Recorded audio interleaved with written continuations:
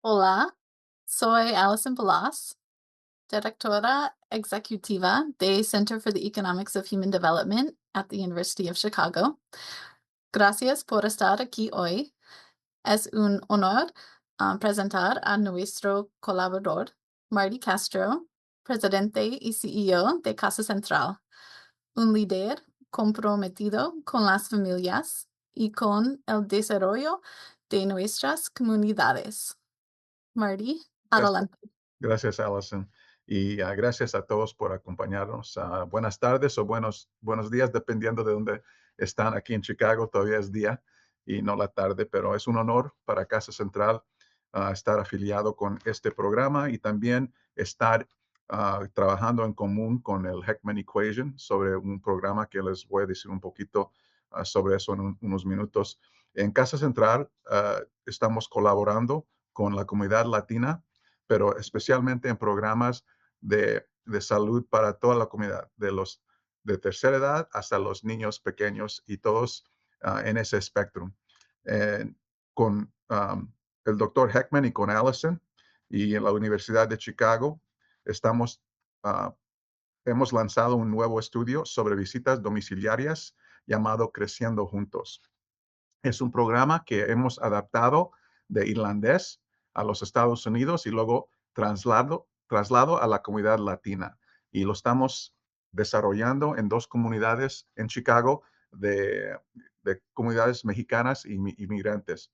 Y podemos ver cómo hemos cambiado lo que están haciendo en irlandés para nuestras comunidades aquí en Chicago de familia mexicana, de descendencia latina.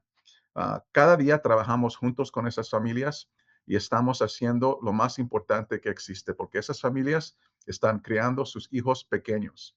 Sabemos que el desarrollo infantil comienza en el hogar y en las relaciones y en la confianza y en el apoyo de la comunidad a esas familias.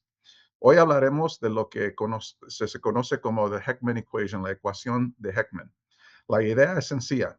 Cuando apoyamos a familias y a los niños desde temprano, los beneficios duran toda la vida, para los niños, para las familias y para nuestras comunidades. Yo soy un ejemplo de eso. Mi mamá llegó aquí a Chicago de México en 1960, aunque mi papá y la familia de él llegaron hace 100 años. Yo no hablaba inglés, era mi primera ocasión de estudiar era en Head Start. Y ahí es donde aprendí yo el inglés. Y todavía trato de manejarme un poco en español, pero uh, el programa de Head Start me dio a mí una oportunidad de hacerme el primero en mi familia, de recibirme de la secundaria, ir a la universidad y luego ser abogado. Y yo creo que lo que recibí yo en los programas de estudios infantiles me dieron a mí un sendero para el éxito que yo he sentido y que he tratado yo de compartir con mi comunidad y con mi familia. Am, Hoy hablaremos sobre de la ecuación de Heckman y el programa específicamente aquí en Chicago que llamamos Creciendo Juntos refleja esa visión de la ecuación de Dr. Heckman. Estamos uniendo investigación rigurosa con liderazgo comunitario y respeto a las culturas de nuestras familias. En Casa Central creamos que cuando la investigación escucha la comunidad y la comunidad guía cómo vamos a aplicar esa investigación, todos avanzamos, porque así es una sociedad en realidad. Gracias por estar aquí. Vamos a presentar a nuestra primera potente. Me da mucho gusto presentar a nuestra primera potente, la doctora Florencia López Bu. La doctora López Bu obtuvo su doctorado en economía en la Universidad de Oxford en el Reino Unido. Actualmente es profesora de economía y psicología aplicada y directora del Global Ties en la Universidad de Nueva York. Antes de unirse a NYU, la doctora Bu trabajó en el Banco Interamericano de Desarrollo, donde coordinó la agenda de primera infancia y era el líder de iniciativas de innovación y economía del comportamiento en políticas sociales. Ha asesorado a países de ingresos bajos y medios en el diseño y evaluación de políticas sobre desarrollo infantil, salud y protección social. Sus investigaciones han sido publicadas en revistas como The Lancet, Pediatrics, Journal of Development Economics y Journal of Public Economics. La doctora López Bu, bienvenida. Tiene usted la palabra. Muchas gracias. Primero quiero agradecer el espacio. Agradezco nuevamente el espacio a Heckman Equation para presentar mi trabajo y también el trabajo de muchos colegas con los que he trabajado por más de una década en programas de visitas domiciliares en contextos latinoamericanos.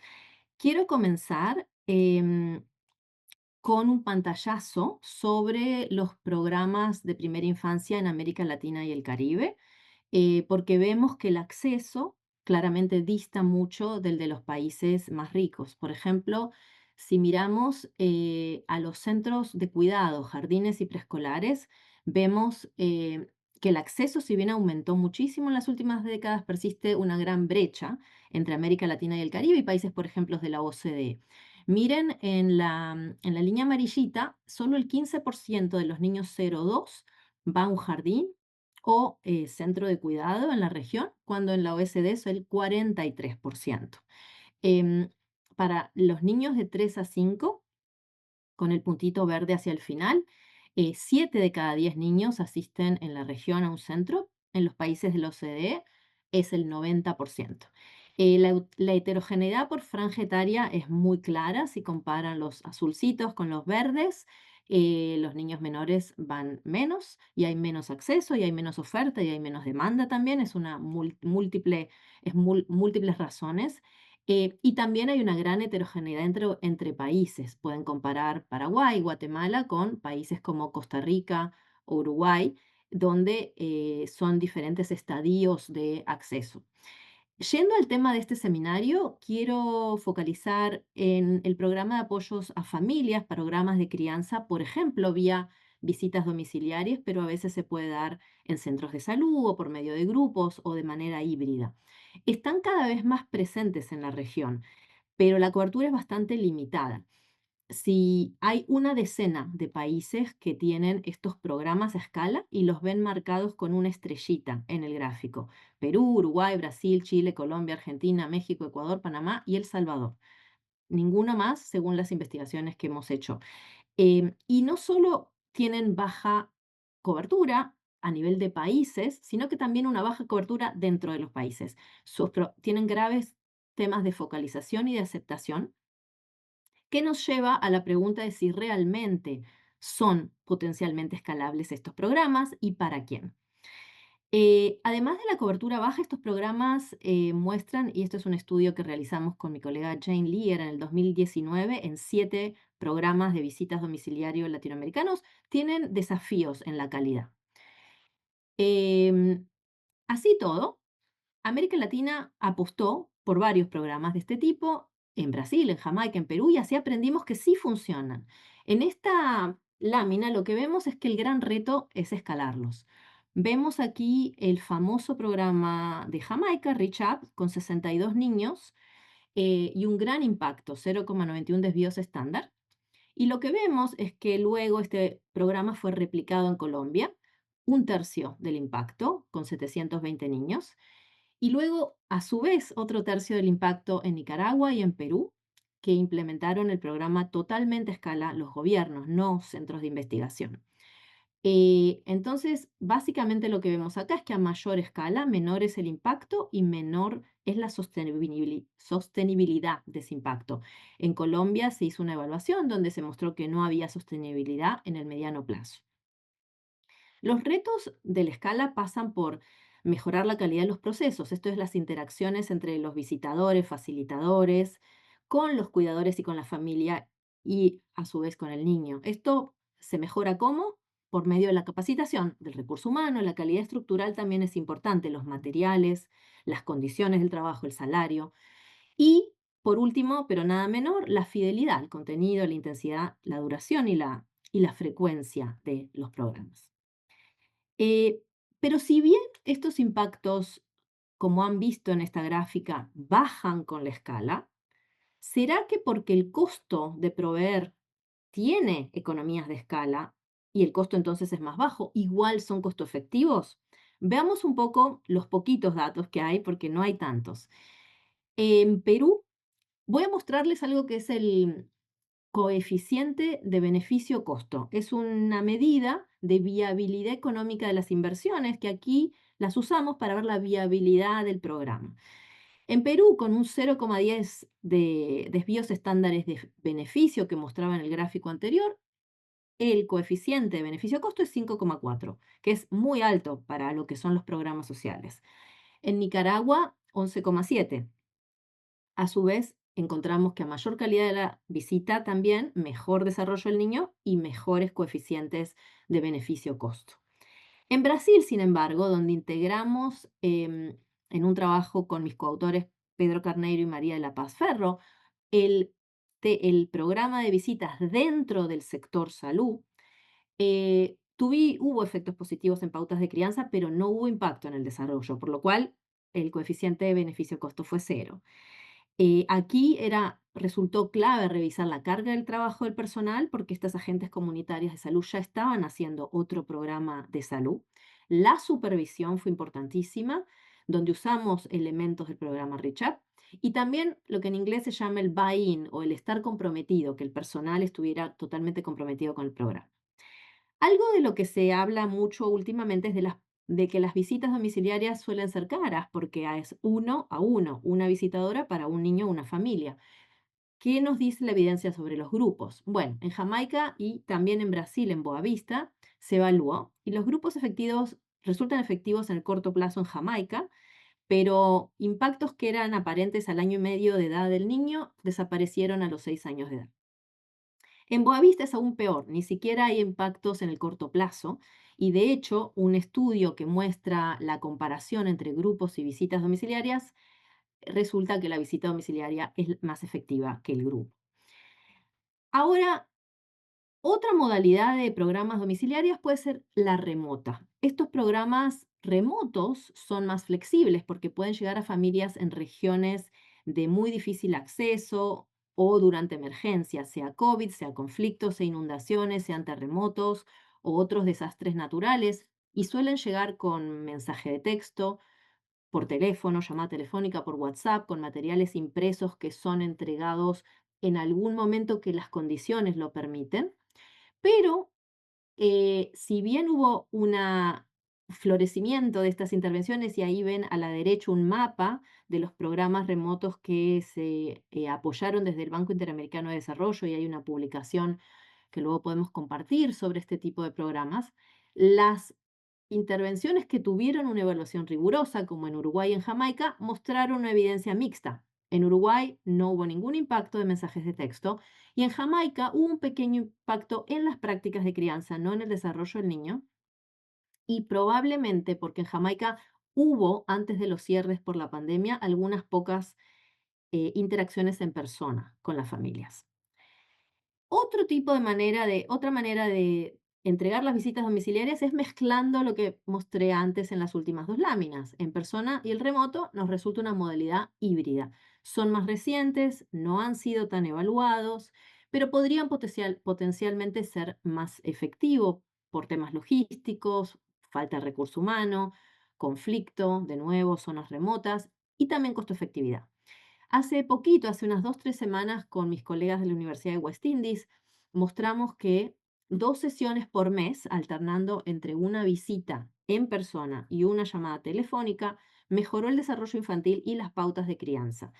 Y esto generó un beneficio-costo muy alto, 12,3.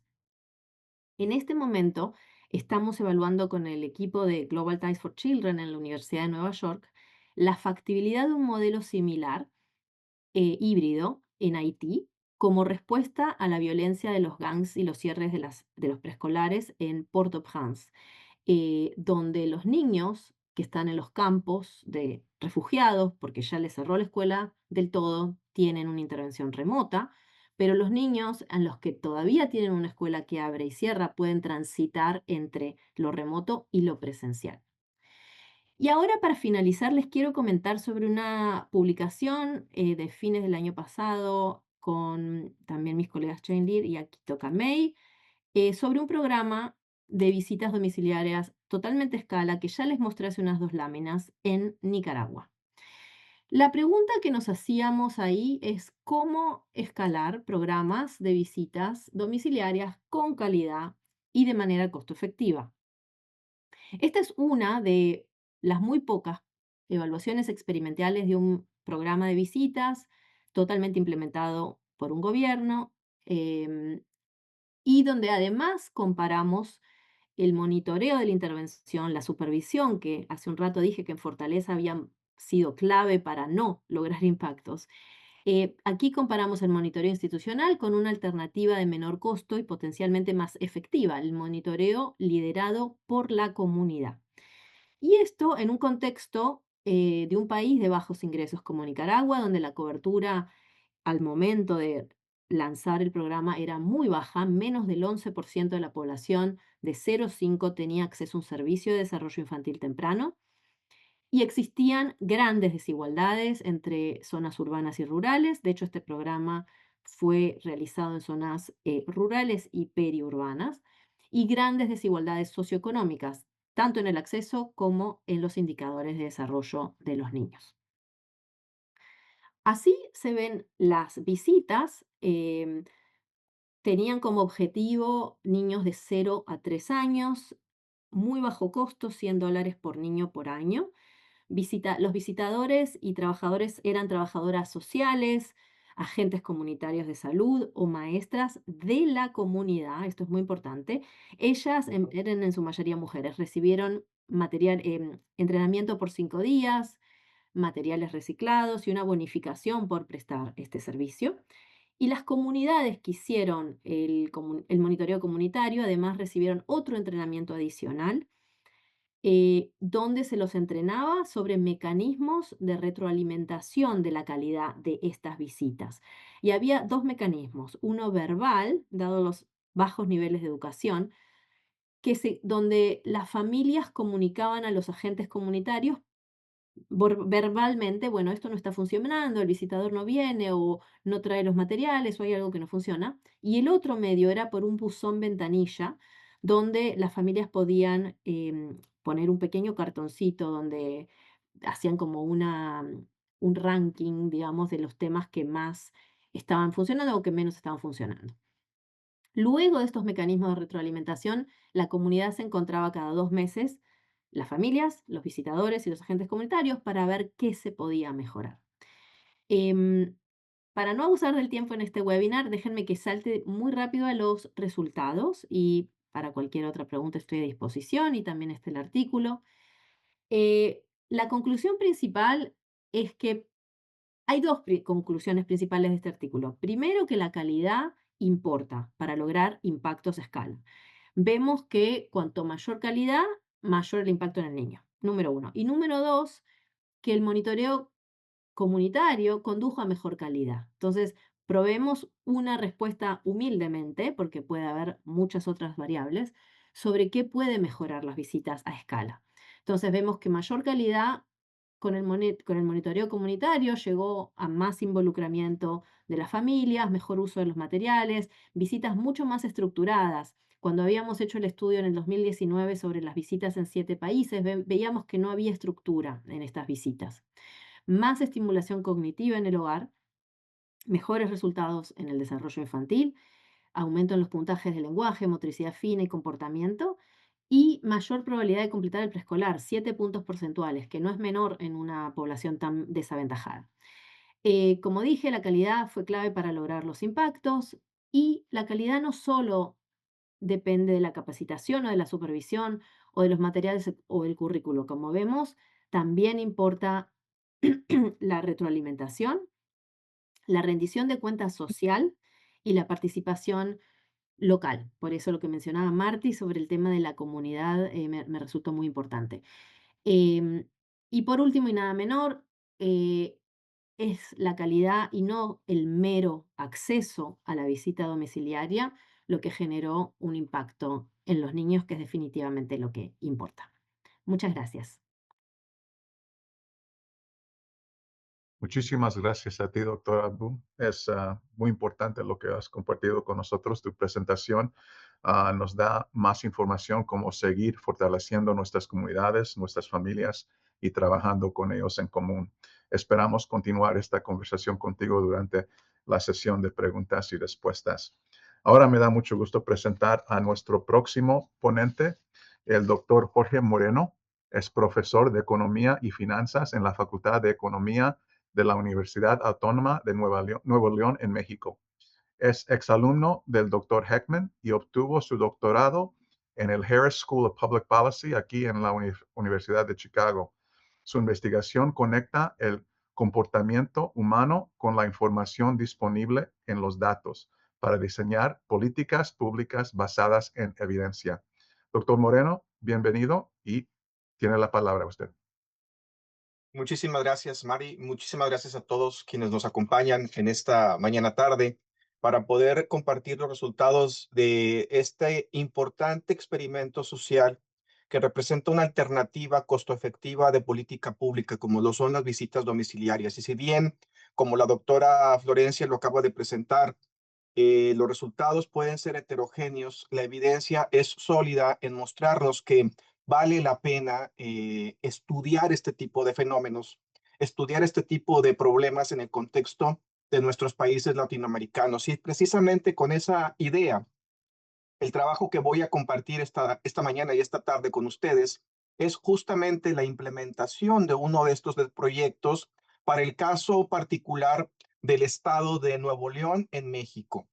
Entonces, la idea de esta tarde es justamente dar continuidad al trabajo que nos acaba de presentar la doctora Florencia, con esta presentación de un programa de visitas domiciliarias que se practicó en el área metropolitana de Monterrey y cuyas características y disponibilidad por parte de las asociaciones civiles y del gobierno que trabajaron en coordinación para poderlo implementar permitieron una primera evaluación de impacto que derivó en el trabajo que voy a presentar esta tarde y que posteriormente permitió la consolidación de un manual de implementación de este programa para el estado de Nuevo León. Entonces, comencemos por la motivación, que pues simplemente es dar continuidad a lo que ya se ha discutido. Las habilidades generan habilidades. Los cuidadores las transmiten a sus infantes a través de las diversas prácticas de crianza que se realizan dentro del hogar y que, como se ha demostrado prácticamente por el trabajo que promueve The Heckman Equation, a quien agradecemos enormemente la oportunidad de presentar nuestros trabajos en lenguaje español, estas inversiones tienen una mayor rentabilidad en las edades tempranas de los infantes. Lo que es más, no debemos olvidar que el entorno familiar es un fundamento en la función misma de formación de capital humano y que el proceso parental de transmisión de habilidades y conocimiento, bueno, que esta es una de las contribuciones del trabajo, puede generar fricciones a través del estrés parental y entorpecer el proceso de formación de habilidades. Entonces, la gran pregunta que rigió el proyecto es, ¿puede una intervención breve, pero de bajo costo, modificar los procesos de formación de habilidades en el contexto del área metropolitana de Monterrey? El contenido de esta presentación es presentarles justamente ese contexto, las características del programa, la estrategia de evaluación que seguimos para el mismo, los resultados e implicaciones de política pública y algunas conclusiones que abrirán pauta para las preguntas que vamos a discutir. Entonces, uno de los temas es que el objetivo final del beneficio que se recibe por parte de programas de primera infancia y a través de visitas domiciliarias son las habilidades socioemocionales de los infantes. Sin embargo, el mecanismo a través del cual se logra esto es las prácticas de crianza, modificar las prácticas de crianza. Entonces, dentro de este proceso de aprendizaje de las prácticas de crianza que permiten a los cuidadores primarios interactuar con los infantes, el estrés puede actuar como un factor de fricción y por lo tanto, en el contexto en el cual el programa que vamos a presentar esta tarde se desarrolló es en el área metropolitana de Monterrey. Para quienes no conozcan Monterrey, es la segunda área metropolitana más grande de México a partir del 2020. Esto quiere decir que después de la capital, esta ciudad que se ubica a hora y media, 2 horas de Texas, se ha constituido como un eje y enclave del desarrollo económico, en donde la transición ha sido de manera natural de una economía de producción a una economía de servicios. Ahora bien, los hogares que fueron intervenidos por esta iniciativa, que originalmente iba a ser un programa estatal, del gobierno estatal, pero que debido a recortes presupuestarios resultado de la pandemia por COVID-19, fue descentralizado a una institución de la sociedad civil denominada Infancia Plena. Ellos, de la mano con el gobierno, implementaron este programa con la finalidad de tener retroalimentación sobre la capacidad que podría tener de impactar la realidad del contexto de los hogares nuevoleoneses, y por lo tanto se ubicaron en polígonos de alta vulnerabilidad urbana dentro del área metropolitana de Monterrey. En particular, el programa piloto, que es el que vamos a presentar, se ubicó en 2 polígonos de los más pobres y más subdesarrollados desde el punto de vista socioeconómico, pero que curiosamente sus características de desarrollo son equiparables a la mediana del desarrollo social en México. Obviamente, estas familias y estos hogares que iban a ser intervenidos presentan restricciones que van mucho más allá del ingreso. También son hogares con menores oportunidades de desarrollo. En algunos casos no hay acceso al transporte público, por ejemplo, pero además, y esto es un punto que vamos a tratar en esta presentación, están expuestos a un grado alto de inseguridad, lo que genera una sobrecarga emocional en los cuidadores primarios. Entonces, ante un contexto en el cual no hay evidencia experimental, nuestro trabajo cierra esa brecha para el caso de México. El Programa de Acompañamiento Domiciliario para el Desarrollo Integral Infantil y la Crianza, PADIC, que es el programa que vamos a presentar, es un programa de acompañamiento domiciliario estructurado en la mejor tradición de lo que la doctora Florencia presentó hace unos instantes. Consta en la versión que se implementó para el caso de Nuevo León de 10 sesiones de 90 minutos, en las cuales 80% de las sesiones son práctica y solamente un 20% teoría, dentro del hogar en donde cohabitan cuidadores y infantes. El modelo que se desarrolla dentro del hogar está basado en el modelo Odisea, cuyas siglas obedecen a oportunidades para el desarrollo de interacciones sensibles, eficaces y efectivas, desarrollado por Fundación América y Esteban Gómez Mucio, que es un psicólogo y estudioso de estos temas en Chile. Y el trabajo que se realiza en este modelo va directamente sobre las competencias parentales de crianza, como son las vinculativas, formativas, reflexivas y protectoras, bajo la premisa de que no se puede enseñar lo que no se recibió en casa. Es decir, que se necesita modificar aquello que no se recibió si queremos nosotros que la intervención sea efectiva. Se implementaron en estos 2 polígonos de alta marginación y fue cuando me tocó a mí colaborar con ellos en la implementación de alguna estrategia que permitiera cuantificar el impacto de este programa sobre algunas dimensiones que resultaran relevantes para poder compartir sus resultados.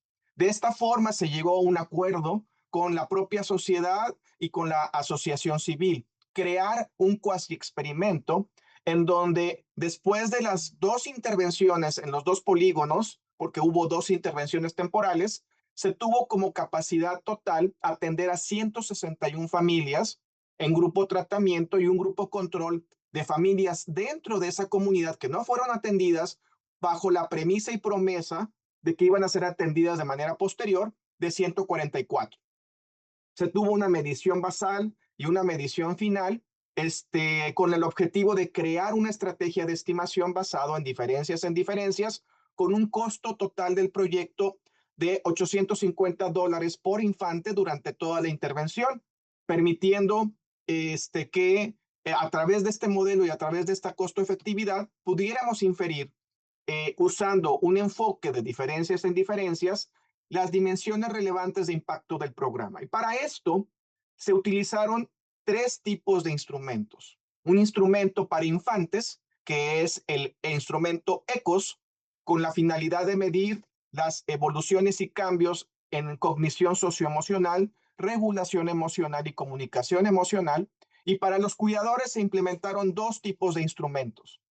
El E2P, que justamente mide las escalas de prácticas de crianza que el modelo Odisea atiende, las competencias vinculativas, formativas, protectoras y reflexivas, y un nuevo indicador que sugerí porque consideré importante en el contexto del área metropolitana de Monterrey, que es el estrés parental a través del instrumento PSI, que mide 3 dimensiones de estrés: el estrés parental, la interacción disfuncional que hay entre criadores e infantes y la percepción que tienen los cuidadores de un niño difícil.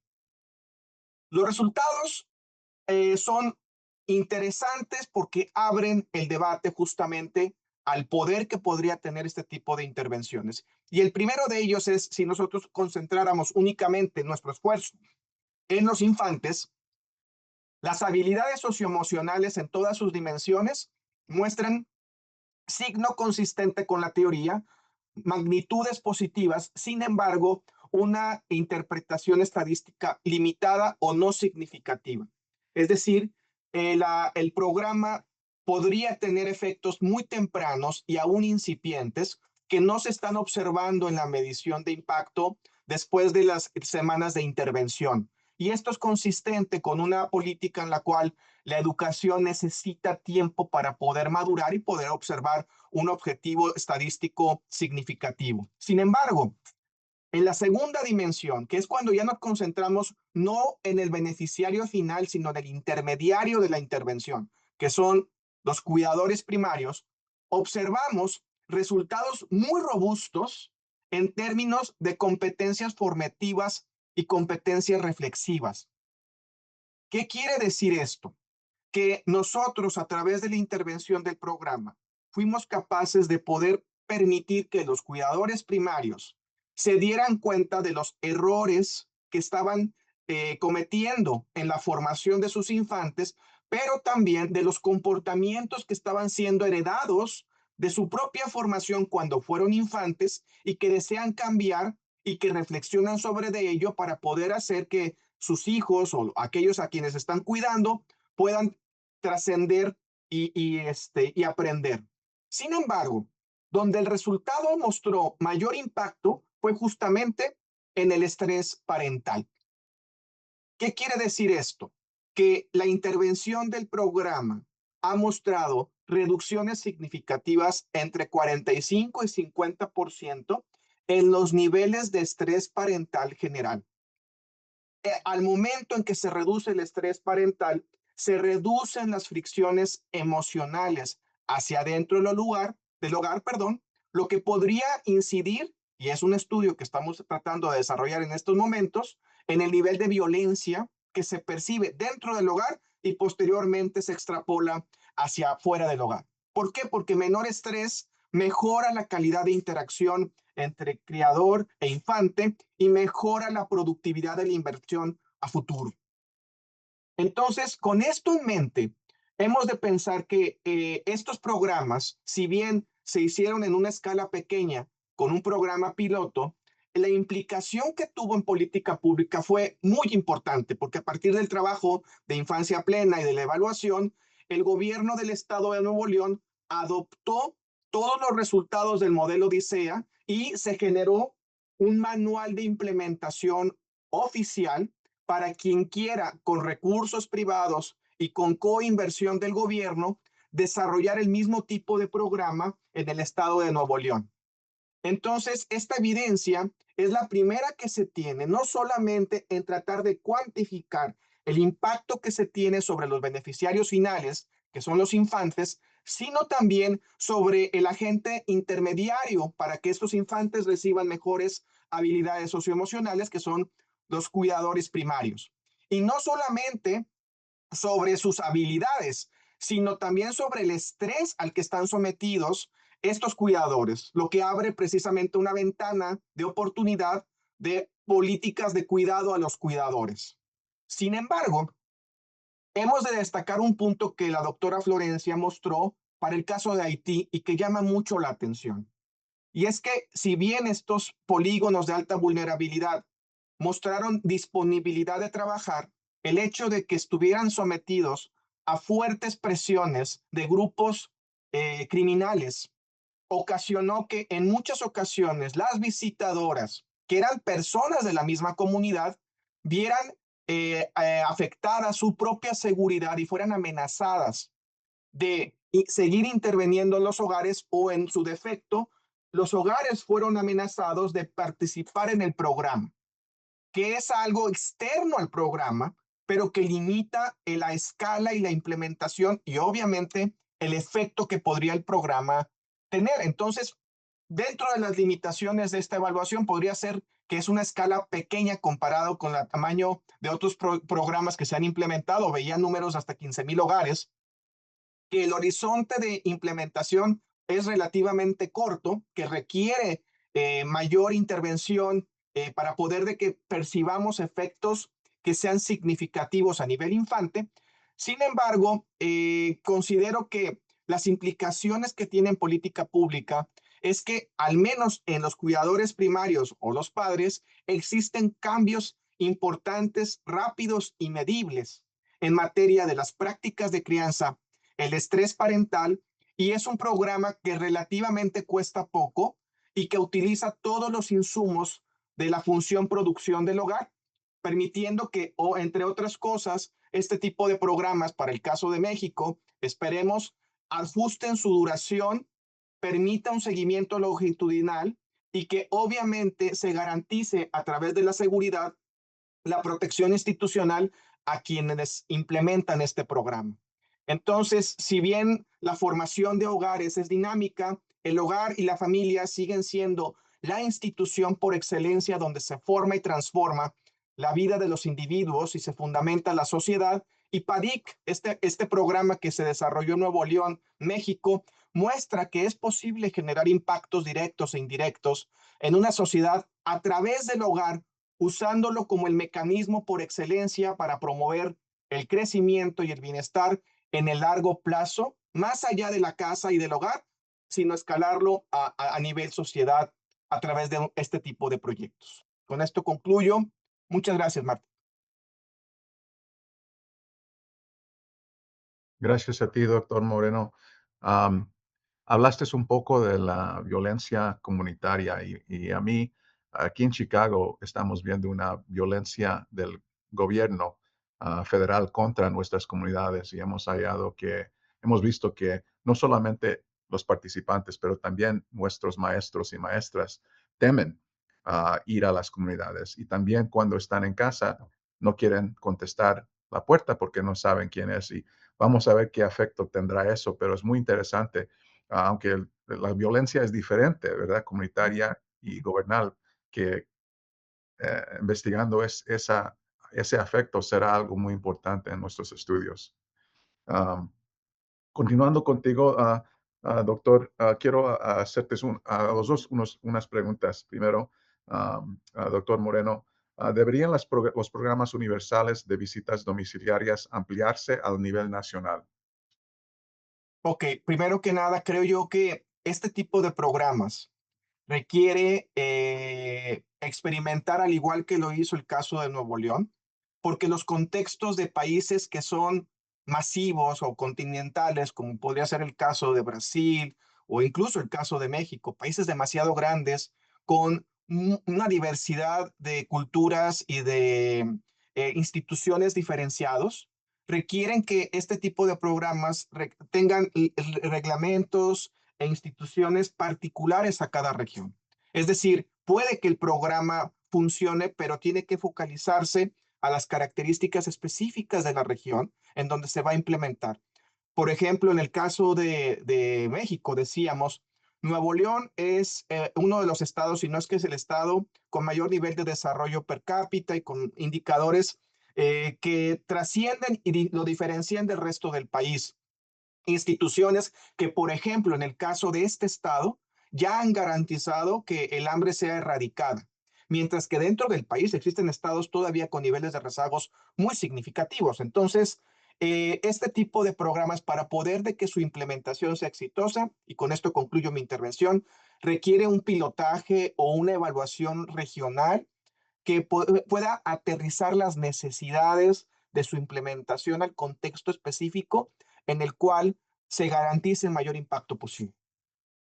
Como se dice aquí en los Estados Unidos, no hay one size fits all, ¿verdad? Todo tiene que Y estar. o decimos en español, depende el sapo la pedrada, ¿no? Aprovechando que es este seminario en español. Muy bien, muy bien. Doctora López Bu, quiero hacerle una pregunta a usted. ¿Cómo podemos mantener y monitorear la calidad al ampliar estos programas? ¿Cuáles son los principales desafíos en algo así? Sí, muchas gracias.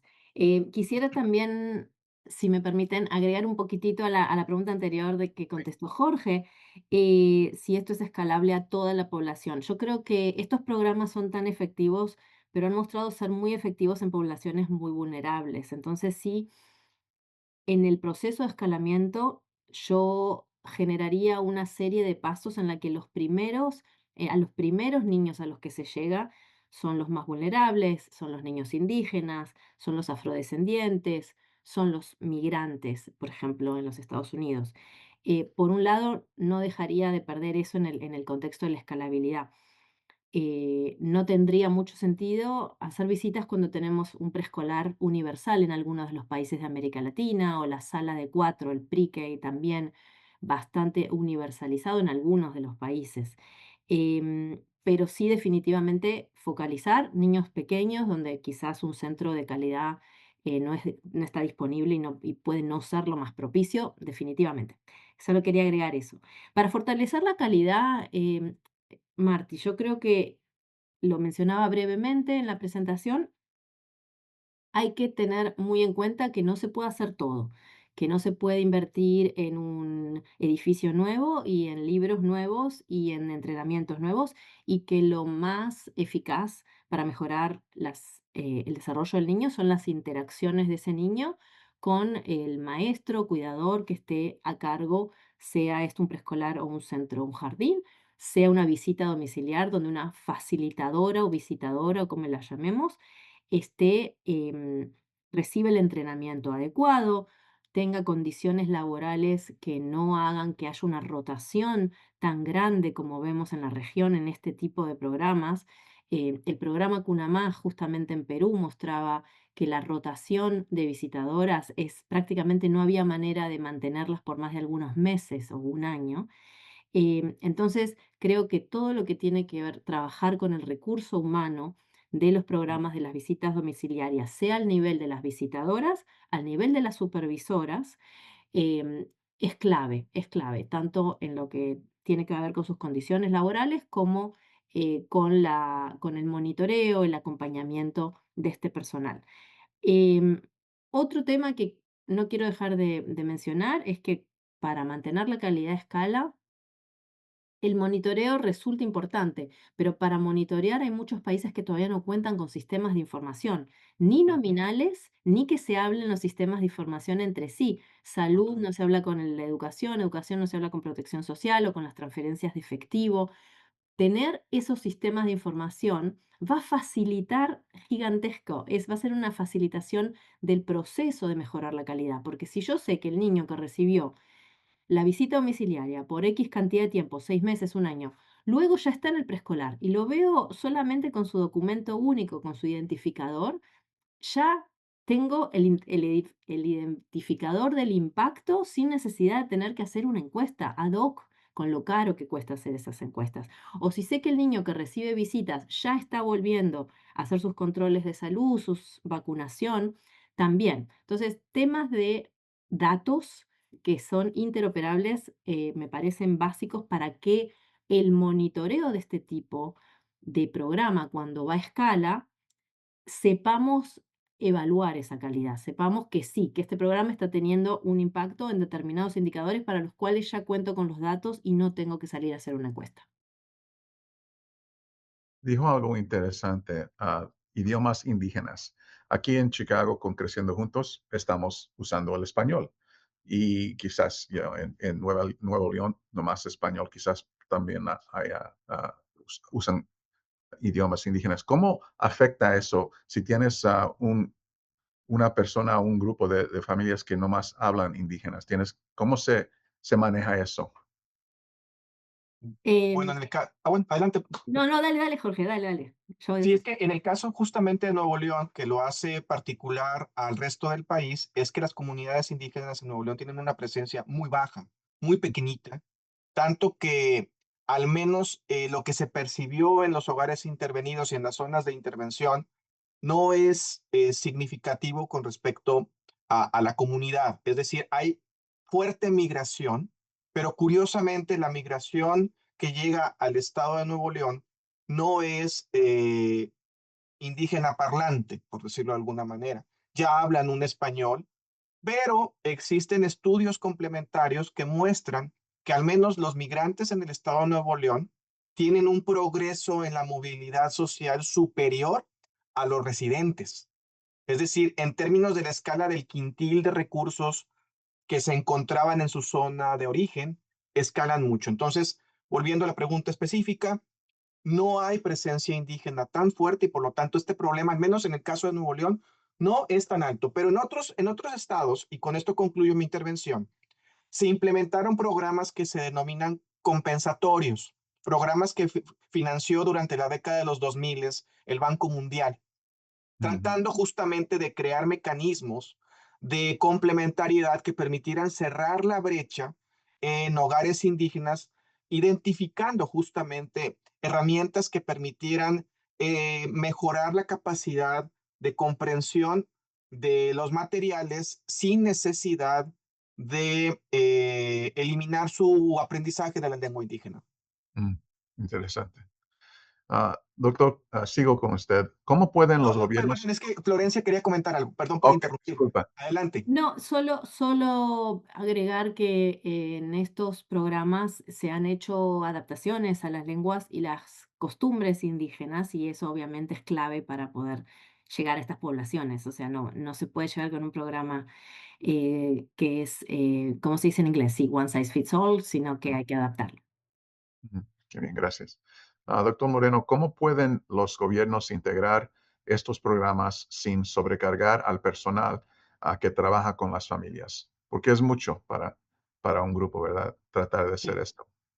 Si, por ejemplo, en este programa, el trabajo comunitario fue desarrollado a través de 20 visitadoras, 10 en cada una de las dos comunidades, coordinadas por una persona que permitía que a través del monitoreo que sugiere la doctora López, justamente eh, garantizara que no hubiera sobrecarga en el trabajo. Entonces yo creo que depende, ahora sí que un estudio que habrá de ser complementario, pero que permita medir si la sobrecarga de las personas visitadoras no excede a un cierto número de horas al día para garantizar de que la intervención que se realiza en cada uno de los hogares tenga el mismo nivel de calidad de la persona que da la intervención. Cuando estos programas se sobresaturan o se escalan, obviamente, sin un personal que permita crecer a la par, la carga que recibe cada visitadora podría mermar incluso el impacto del programa. Entonces, en este caso, lo que hizo el Estado de Nuevo León fue permitir que Infancia Plena, la asociación civil que desarrolló el programa, tuviera el permiso para poder interactuar con algunas escuelas en donde fueron reclutadas las familias, pero también permitir que el reclutamiento de personas que atendieron a las familias, al ser propiamente de la misma comunidad, no tuvieran que desgastarse mucho en presentarse, en mostrar su interés genuino de ayudar a las familias. eh, y eso es una recomendación que el mismo Heckman hizo hace algunos meses que vino aquí al área metropolitana de Monterrey, que es fundamental que para poder hacer costo efectivo este tipo de intervenciones y no saturar el trabajo de las personas visitadoras, formen parte de la misma comunidad y habremos de dar seguimiento para no saturar su agenda de trabajo, que puede ser muy exhaustiva al momento de interactuar en diferentes familias, donde cada familia, por cierto, y con esto concluyo, utilizan a la visitadora como, en algunos casos, terapeuta. Por ejemplo, manifestando violencia familiar, manifestando abusos de poder, manifestando abandono por parte de la figura paterna en muchos de los casos. Entonces, esa figura del cuidador o del visitador es importante porque, como bien lo dijo la doctora López, en la medida en que los instrumentos de comunicación se hablan, podrían a través de este programa poder aterrizar otro tipo de intervenciones que el hogar pudiera necesitar en materia de salud, en materia de protección, seguridad. Gracias. Doctora López Bu, pensando, como hablé antes, del trabajo que estamos realizando aquí en Chicago con Creciendo Juntos, ¿qué nuevas preguntas creen que deberían guiar la investigación en los próximos años para este proyecto de nosotros? Por supuesto. Yo creo que este tema del que habla hoy el webinar, de la escalabilidad de los programas con calidad, o sea, que lo sigamos intentando lograr impactos cuando uno llega a muchos niños, tiene todavía mucho espacio para la investigación. Artículos como el que presenté de Nicaragua, donde el monitoreo comunitario es una respuesta, o el de Fortaleza, donde em, sumar un programa de visitas a un servicio existente fue muy pesado, como mencionaba el doctor Moreno. Son preguntas que tenemos que seguir respondiendo. Em, Así todo, quiero sumar una nueva de la que se está hablando poco y que quisiera que todos nos quedemos con esta tarea. Y es que si bien ha habido mucha investigación muy reciente sobre el tema de las pantallas y uso de celulares en adolescentes, lamentablemente cada vez más vemos en el supermercado, en la parada del bus o del colectivo, en el bus mismo, en el camino a la escuela, en cualquier momento, a un niño chiquitito de 0, 2 años, 3 años, con un celular enfrente de su pobre cerebro, lo cual, si bien hay menos investigación, aunque estoy viendo que sale cada vez más investigación de neurocientíficos, sabemos que en los primeros 1000 días, donde las conexiones cerebrales están manifestando, esto puede generar tremendos rezagos en el desarrollo. Como es un tema gigante, para este webinar lo que no quería dejar de mencionar es que esto ya mismo tiene que ser parte de los currículos. Cualquier programa de visitas domiciliares ayer tenía que tener un módulo de uso de pantallas en la primera infancia. Está prohibido por la Asociación Americana de Pediatría para el 0-2, no muy recomendado para el 2 a 5, y eso ya tiene que estar en estos currículos y ojalá nos pongamos a trabajar pronto en eso. Y yo Gracias. Muy quisiera complementar, Marty, porque definitivamente es un tema, como bien dice la doctora, que ya deberíamos haber atendido desde el año pasado o desde antier, como decimos llevamos rezago a la parte de este fenómeno que comúnmente le llaman brain rot, ¿no? Que básicamente es la disociación de la capacidad cognitiva de guardar atención, que como bien lo dijo la doctora, y yo desconocía, pero que si la Asociación de Pediatría ya está mostrando rigurosamente qué tipo de uso o no debe dársele a los infantes, deberíamos heredarlo en los países en América Latina. Yo nada más agregaría otro factor importante, que justamente es el tipo de trabajo que ustedes realizan, y es el hecho de que países como Estados Unidos presentan pockets, ¿no? De diferentes culturas, pero que interactúan en un macro universo en donde cada cultura tiene sus propios costumbres y usos. bien. Entonces, probablemente la implementación de estos programas para la cultura latino o latina en Chicago deba considerar eso, que la tradición familiar que probablemente existe en los hogares latinos en Chicago es diferente a la de otras etnias o de otras comunidades aún dentro de Estados Unidos, ¿no? Entonces, no, esa diferenciación puede ser un activo importante. ¿Por qué? Pues porque después de todo la figura del abuelo, de la abuela, la figura de la herencia cultural que se tiene, no debe ser vista como algo en contra, sino puede ser un activo importante que se puede usar a favor de la implementación de estos programas y que probablemente sean parecidos a los programas que la doctora López Boy y un servidor hemos presentado, en donde los cuidadores primarios no son los padres ni las madres, sino la figura del abuelo, de la abuela, que se quedan en casa mientras los padres van a trabajar. Y en el caso particular de Estados Unidos, a lo mejor van a trabajar e incluso de forma ilegal, ¿no? Muchos de ellos. Entonces, esa figura de quién cuida al infante que ha cambiado. Nosotros en América Latina tenemos esa experiencia de que no necesariamente es la madre o el padre, sino que se ha transformado en otras figuras que podrían ser interesantes de explorar para el contexto de Chicago. Pues gracias. Sí, hemos visto ya, porque aunque Creciendo Juntos está en dos comunidades, mayoría México-americano o mexicano, vemos que también hay otras comunidades, la comunidad venezolana, por ejemplo, y hay diferencias que hemos visto. Es un punto muy, muy, muy bueno. Pues muchas gracias a ambos por estar aquí con nosotros y darnos sus reflexiones y ayudarnos a pensar hacia el futuro. En Casa Central, como dije, creemos en el verdadero impacto que ocurre cuando la investigación y la comunidad trabajan juntos, no solo para generar conocimiento, pero para aplicarlo de manera responsable y culturalmente en una manera relevante. El trabajo que realizamos todos aquí en Chicago y ustedes en México y en los otros países de que habló la doctora López Bu, es muy importante para el futuro de nuestros países y de nuestro mundo. Agradecemos a nuestros ponentes y todos que asistieron hoy y nos acompañaron hoy. Esperamos que ustedes han visto que esta es una conversación que se necesita continuar y quiero dar gracias porque vamos a continuar esto, aunque no lo podemos hacer aquí. Quiero decirles a todos, si hay preguntas que ustedes tienen, por favor pueden mandar las preguntas a info@heckmanequation.org y le mandaremos a ustedes una respuesta. Y también se compartiría con ustedes información sobre los ponentes de nuestro chat. Y en el correo de seguimiento vamos a también mandarles la grabación de este evento en su correo electrónico para tener información sobre lo que escuchamos hoy. Gracias a todos que participaron hoy. Hemos terminado.